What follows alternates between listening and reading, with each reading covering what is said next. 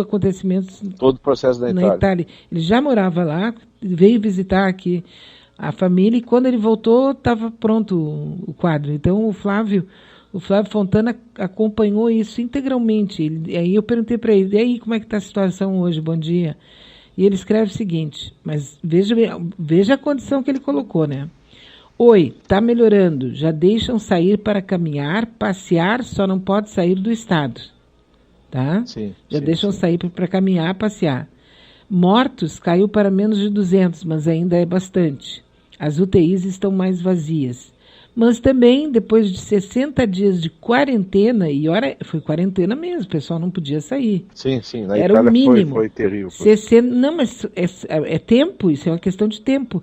Nós estamos aqui desde o dia 20 de março.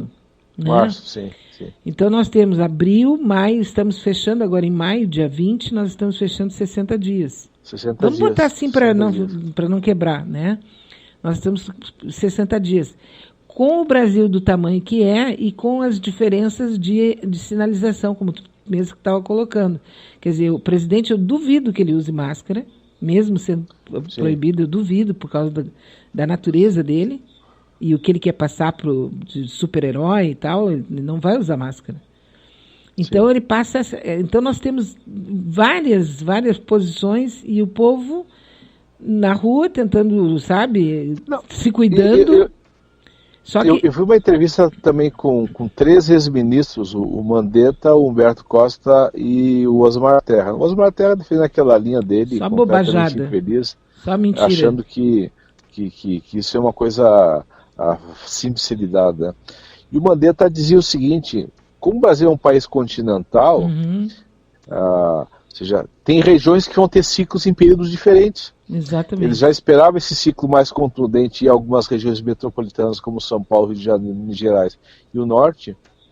E ele diz o seguinte, que no Sul, com a chegada do inverno, que é geralmente os primeiros ciclos é final de maio, junho e julho, esta fase tende a ser a fase mais aguda desses estados do Sul, ou seja, então, no caso nosso do Rio Grande do Sul, Porto Alegre, Rio Grande do Sul, Paraná, Santa Catarina, o cuidado tem que ser um cuidado muito grande, porque com a chegada do inverno e do frio, a tendência é que as gripes aumentem, os vírus se disseminem aqui no Rio Grande do Sul e, portanto, o vírus do coronavírus também se dissemine aqui no Rio Grande do Sul, num período mais longo do que em outras regiões do país, onde o clima é muito mais tropical do que o nosso clima aqui no estado do Rio Grande do Sul. E o Humberto Costa relatava outra questão dramática, Beatriz, que foram feitos estudos por pessoas que são cientistas, infectologistas aqui no nosso país, e o Quioro, que foi um ministro da época da Dilma, ele projeta o seguinte, que no cenário menos pessimista, ou seja, nós vamos ter no Brasil mais de 40 mil pessoas que chegarão ao óbito. Hoje nós estamos em torno de 11 mil pessoas que já vieram a falecer, o que é uma tragédia, né, para o nosso país. Nada matou tanto no Brasil nos últimos anos que o coronavírus. Mas, segundo esse estudo, o cenário menos pessimista, o país chegará a 40 mil óbitos. Portanto, poderá, se não houver um controle, chegar a um quadro de quase 100 mil óbitos. O Brasil será, portanto, junto com os Estados Unidos, se confirmando esses cenários, o país com o maior número de óbitos no planeta. Agora, Júlio, que loucura tu fazer assim uma memória, né? Eu lembro que durante 20 anos, eu acho que foi mais ou menos por aí, a guerra do Vietnã, eles perderam 50 mil soldados, e sempre foi um número meio assim, tipo antes e depois, né? 50 mil mortos. Sim, agora lá nos Estados Unidos eles estão com quantos mil mortos já? Quase 200? 80 mil. Estão projetando 200 mil, né?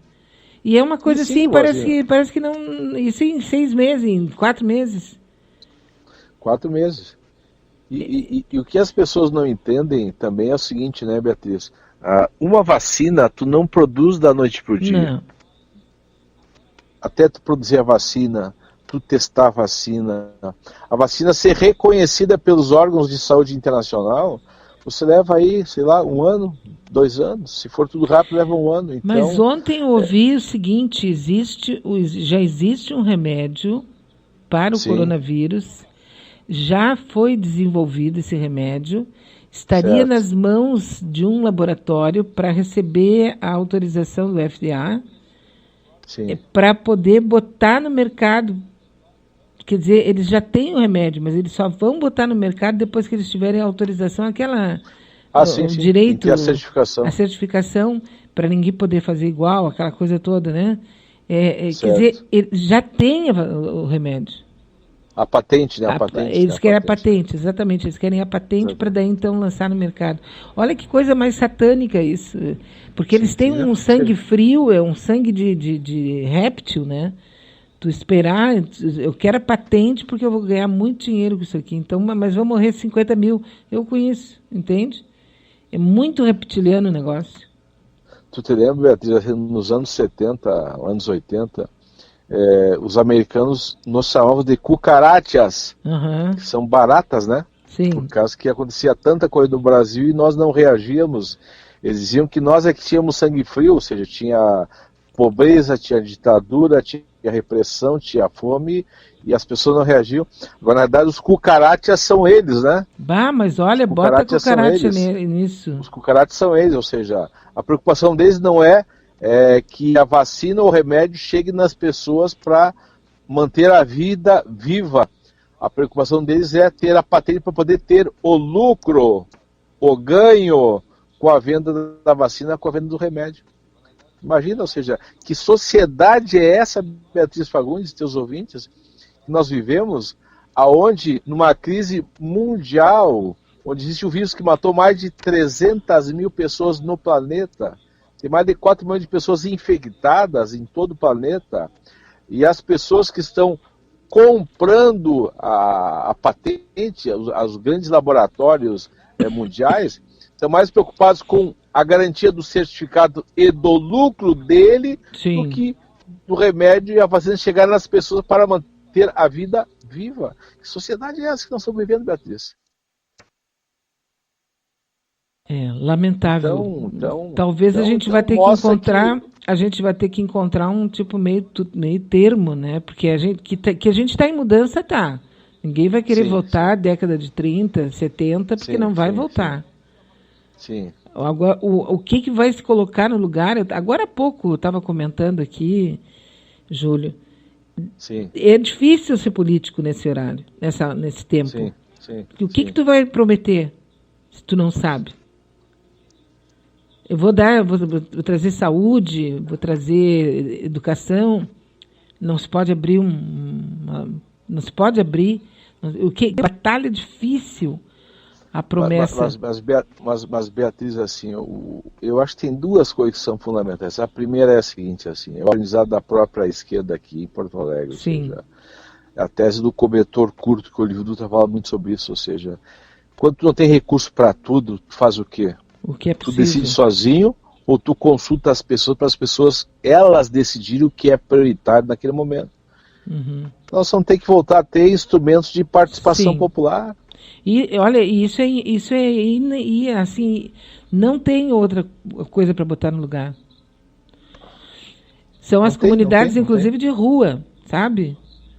Que é assim, Paraisópolis, eu estou encantada com o que estão fazendo em Paraisópolis. Sim, um exemplo maravilhoso, né? Maravilhoso, né? Mas é aquilo ali, é a coisa da quadra, né? A coisa da comunidade, a coisa do saber que a Dona Maria está com fome, que o seu João está doente. E aí ter alguém que se importe com isso, alguém que se incomode com isso, alguém que vá lá, mesmo fora do sistema que não está funcionando, no caso, né? Em pleno serviço social nós não temos, né?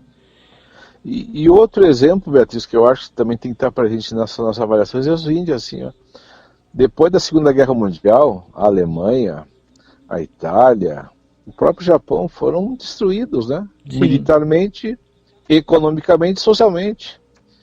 E eles se reergueram, mas se reergueram como? Tendo um Estado que investia nas questões prioritárias, no emprego, certo? Na saúde. O Japão só se tornou o grande país da educação depois da Segunda Guerra Mundial. Sim, eles só tinham o povo, né? Ou seja, eles tinham se derrotado militarmente, como a Alemanha e como a Itália. ou seja, onde milhões de pessoas morreram naquela guerra, ou seja, o coronavírus só não vai chegar num patamar igual porque naquela guerra morreram dezenas de milhões de pessoas. E era uma guerra, né? Era uma guerra, não era uma guerra. Houve a destruição de cidades inteiras, na Alemanha, na Itália, na França, na Inglaterra, na época da União Soviética, enfim, no Japão. E eles se reergueram por quê? Houve uma política de investimento maciço do Estado, em emprego, em obras de reconstrução viária, em telecomunicação, em estrada. Não, e interessante é que o próprio Braga, que é o do escritório civil ali do presidente, o general Braga. Sim, do setor civil. Do setor, o cara exatamente, meio piada, né? É o militar mais da turma, mas é o mais polido e educado ali, o mais. Não, e ele apresentou, tipo assim, né, um plano Marshall, alguma coisa assim nesse sentido, e foi derrotado pelo Guedes, que tem totalmente, e ficou derrotado, porque a pessoa que é derrotada merece aplausos, a pessoa que fica servindo aquele que o derrotou, para mim, é um fraco, né?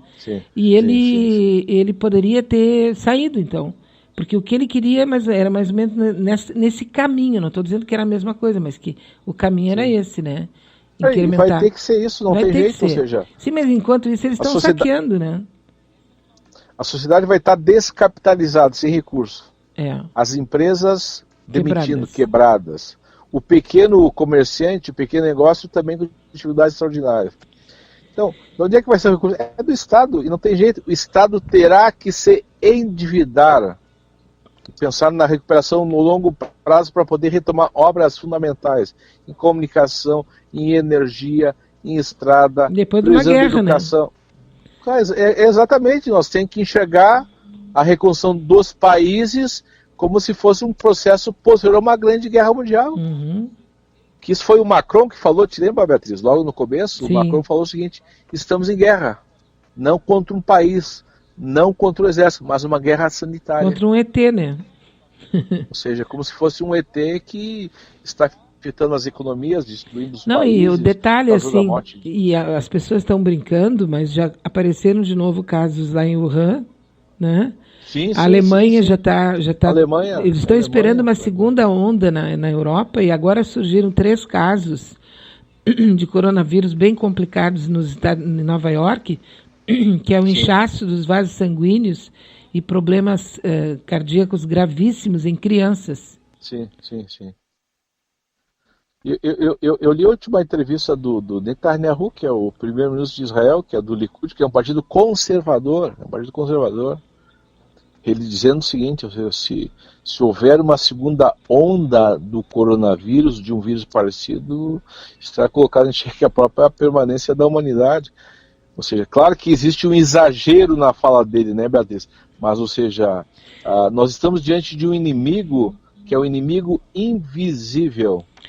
Não é um exército, não é um país. Não é um país, mas o que está assustando o Netanyahu da vida é que, na verdade, assim, se a gente for fazer só um exercício simplesinho, né? Na verdade, não existe aqui um golpe contra a injustiça social, nem contra aqueles que manipulam o ser humano. O que está acontecendo com o coronavírus é um golpe na produção que sustenta esse sistema. Exatamente. Então, comunidades que estejam fora desse sistema, elas vão persistir. Exatamente. Agora, o sistema de produção, como nós estamos acostumados, a mega produção em série, tudo mega. Sim, aquele consumismo exagerado. Isso é o que o coronavírus está destruindo. Mas a sociedade, aquela mais isolada, digamos assim, a selvagem que está fora do sistema, eles vão achar outros meios de continuar. Até uma questão que seria interessante até tu tentar, Beatriz, algum especialista que pudesse falar, seria o seguinte, né? Por que até o momento os países africanos têm índices baixíssimos de coronavírus? Ou porque não chegou até lá, né? Que pode ser uma hipótese. Porque são isolados pela pobreza, né? São isolados. Ou porque eles já são isolados e, portanto, portanto, não tem relações com